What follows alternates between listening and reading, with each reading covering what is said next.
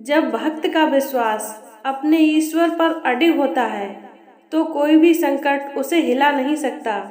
इस वीडियो में हम जानेंगे कि कैसे हनुमान जी ने अपनी अद्भुत शक्ति का परिचय दिया और माता सीता को धैर्य, साहस और विश्वास दिलाया। इस अद्भुत कथा से हम सीख सकते हैं कि जब हमें अपने आराध्य पर अडिग विश्वास होता है तो कोई भी संकट हमें डिगा नहीं सकता। तो मित्रों, वीडियो को लाइक करें, शेयर करें और चैनल को सब्सक्राइब करें ताकि आप हनुमान जी की और भी प्रेरणादायक कथाओं से जुड़े रहें। तो जय श्री राम दोस्तों, आज की इस रामायण कथा में हम एक अत्यंत महत्वपूर्ण घटना की ओर चलेंगे। जब श्री हनुमान जी ने अपने विशाल रूप का प्रदर्शन कर माता सीता को श्री राम का संदेश और विश्वास दिलाया। रावण के कैद में जब माता सीता निराश और उदास थीं, तब हनुमान जी ने अपना रूप दिखाकर उन्हें धैर्य और साहस का सबल दिया। तो आइए मित्रों, सुनते हैं इस प्रेरणादायक कथा को विस्तार से।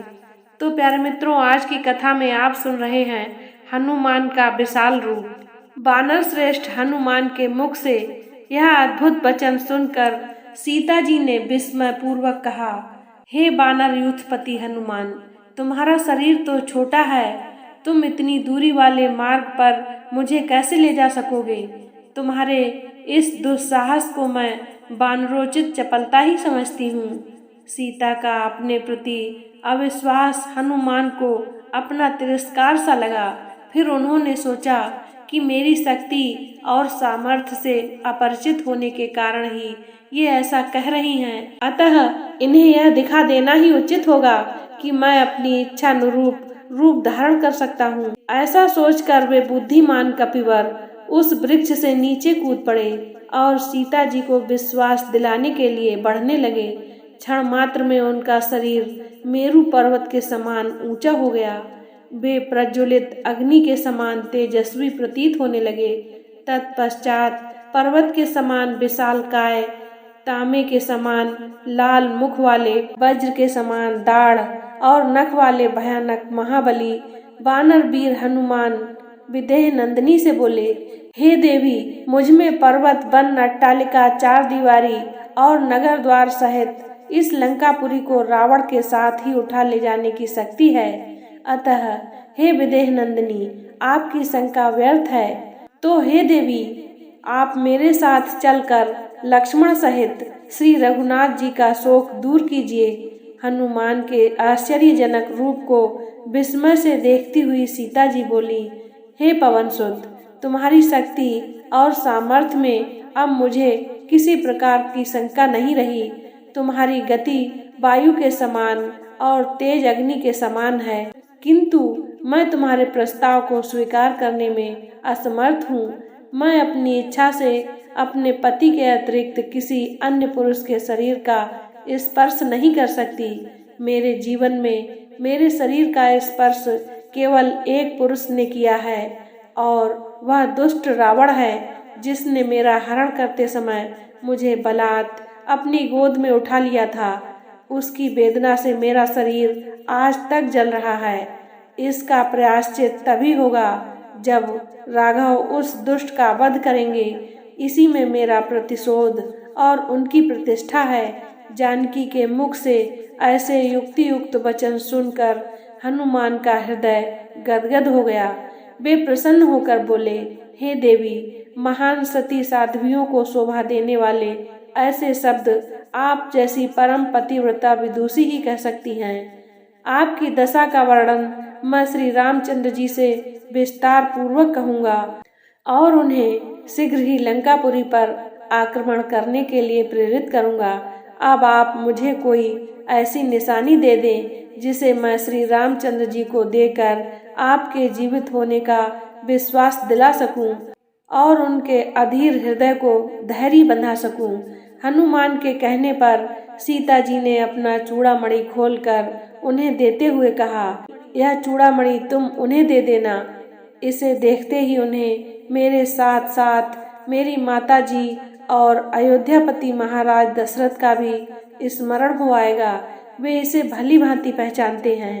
उन्हें मेरा कुशल समाचार देकर लक्ष्मण और वानर राज सुग्रीव को भी मेरी ओर से शुभकामनाएं व्यक्त करना।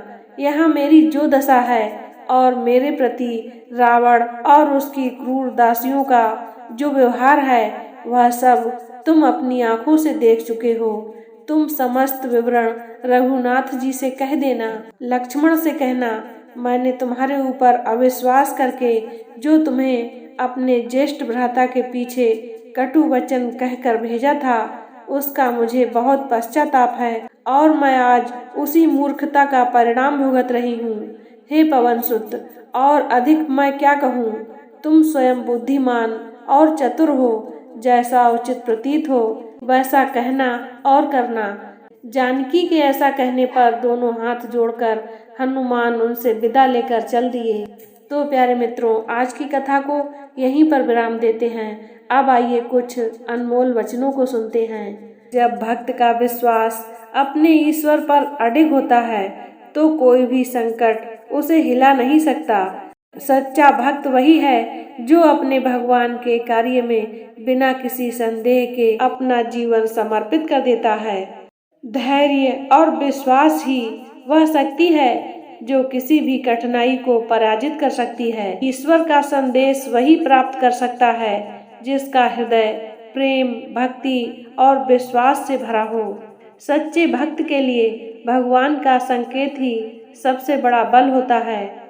दीनी मुद्रिका दीनी धीर, राम नाम सुनि जानकी, हंसी हरस मन धीर।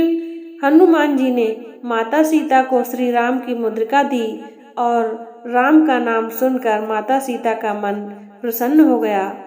राम दूत मैं मातु जानकी, सत्य शपथ करुणा निधान की। हनुमान जी ने सीता माता को श्री राम का संदेश देकर उन्हें सांत्वना दिया और उनके मन में विश्वास जगाया। अशोक वाटिका मां कर विनाश, हनुमान ने दिखाया अपना विशाल प्रयास। हनुमान जी ने अपने विशाल रूप से अशोक वाटिका का विनाश कर माता सीता को राहत दी।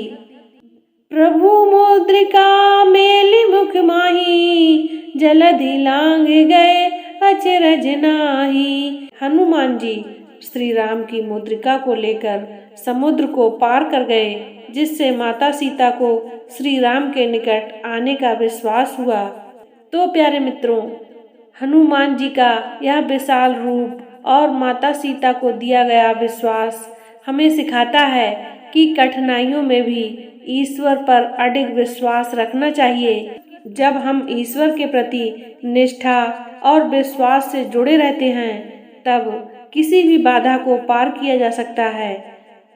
तो प्यारे मित्रों, वीडियो को लाइक करें, शेयर करें और हमारे चैनल को सब्सक्राइब करना ना भूलें, ताकि हम आपको श्री राम और हनुमान जी की और भी अद्भुत कथाओं से अवगत कराते रहें। तो प्यारे मित्रों, मिलते हैं अगले एपिसोड में। तब तक के लिए जय श्री राम, जय हनुमान।